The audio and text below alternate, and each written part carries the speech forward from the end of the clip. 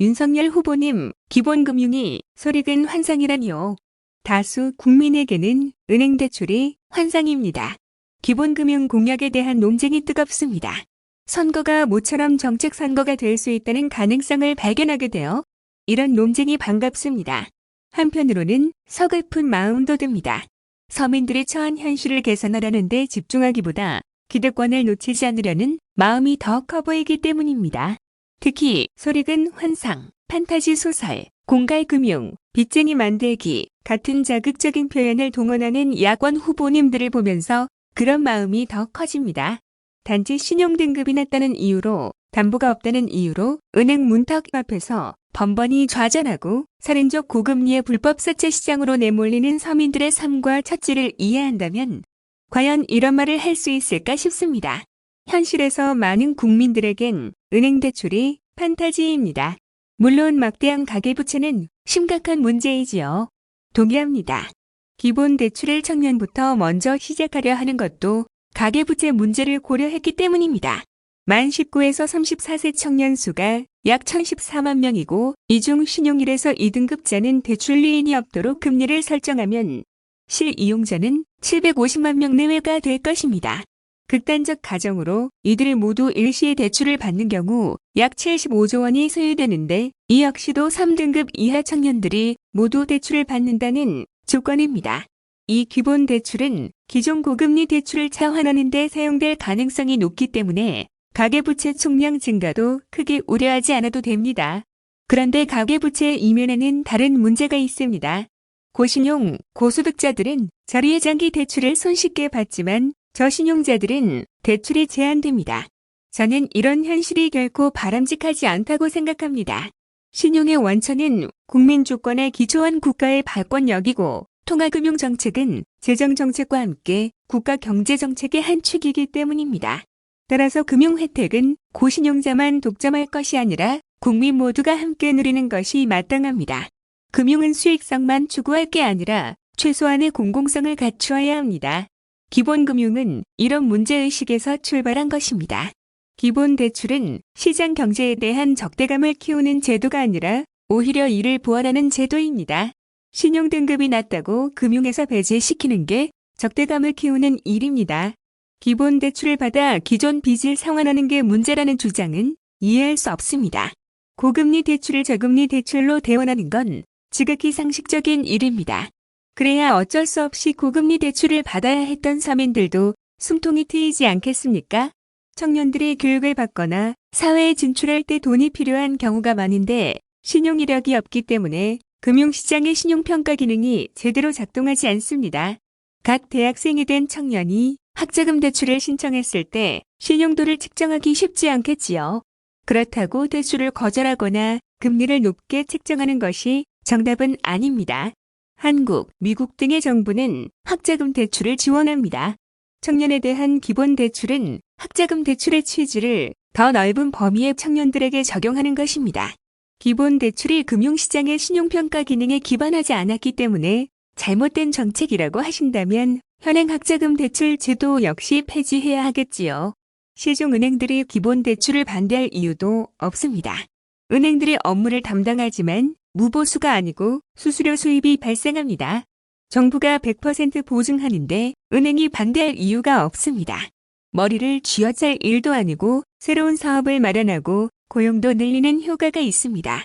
도덕적 해이는 더 말할 것도 없습니다. 경제력이 되는데도 불과 1천만 원 때문에 신용불량자가 되기를 원하는 사람이 어디에 있겠습니까? 대기업에 쏟아붓는 수조 수천억 원의 세금은 투자이고 갈 곳 없는 서민들을 위한 1천만 원의 기본 대출은 낭비라는 인식은 합당하지 않습니다. 정책에 대한 반론은 언제든 환영합니다. 선거가 국민의 삶을 개선하는 정책 경쟁이 되는 것이 바람직하기 때문입니다.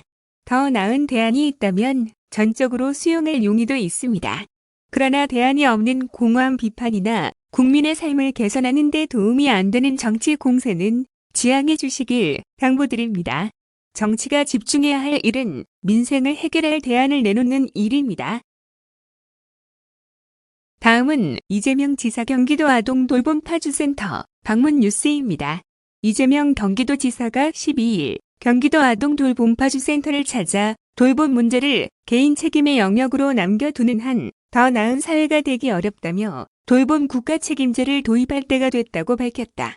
이재명 지사는 이날 오후 파주시 운정행정복지센터에 위치한 경기도 아동 돌봄 파주센터를 방문해 현장 종사자들을 격려하고 정정욱 경기도 여성가족재단 대표이사와 한아름 경기도 아동 돌봄 파주센터장 등 관계자들과 간담회를 가졌다. 이 자리에는 최종환 파주시장과 홍장민, 서영석 국회의원도 함께했다. 이 지사는 우리 사회가 전 세계에서 저출생 문제가 제일 심각하다고 한다. 저출생은 오늘보다 내일이 더 나쁜 날이 될 것이라는 좌절과 절망의 표현으로 아이를 낳으면 돌봄, 양육, 교육, 취업 등 모든 것이 매우 불투명하기 때문이라며 양육하는 부모들의 사회적 부담이 증가하고 그것 때문에 경력 단절까지 겪게 되는 악순환이 계속되고 있다고 말했다. 그러면서 돌봄 문제는 아동뿐 아니라 환자, 장애인, 노인의 영역까지 우리 사회의 가장 큰 부담이 됐다며 개인 책임의 영역으로 남겨두는 한 지금보다 더 나은 나라, 희망 있는 사회가 되기는 어렵다. 이제는 본격적으로 돌봄에 대한 국가 책임제를 신중하게 도입할 때가 됐다고 강조했다.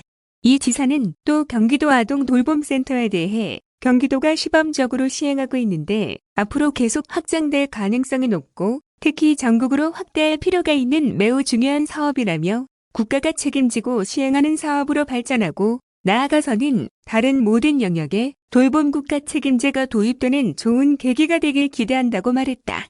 경기도 아동 돌봄센터는 초등학생의 돌봄 공백 문제 해소를 위해 마련된 경기도의 돌봄 서비스다. 평일, 주간과 공휴일, 방학 기간 동안 초등학생에게 돌봄 서비스를 제공하고 지역 내 다양한 유형의 돌봄 시설을 지원하는 거점센터 역할을 한다. 보건복지부의 지역아동센터가 만 18세 미만 취약계층을 중심으로 운영되는 것과 달리 만 6에서 12세라면 소득 수준과 무관하게 이용할 수 있다. 경기도는 2019년 경기도 아동 돌봄센터 설치 계획을 세우고 지난해 경기도 여성가족재단을 통해 설치 희망시군을 공모한 결과 화성시, 광명시, 파주시, 여주시 등 4곳을 선정했다. 현재 9월 개소 예정인 여주센터를 제외한 3곳이 올해 3월부터 운영 중이다.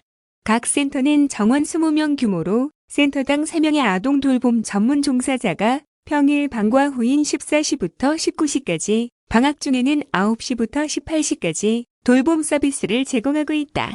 기본적인 간식 제공부터 숙제 지도와 신체 활동을 비롯해 독서 토론, 기초 외국어 등 특별 활동 프로그램도 운영 중이다. 한편 이 지사는 이날 돌봄센터 방문에 앞서 파주 운정 예방접종센터를 찾아 코로나19 예방접종 현장을 시찰하고 근무자들을 격려했다.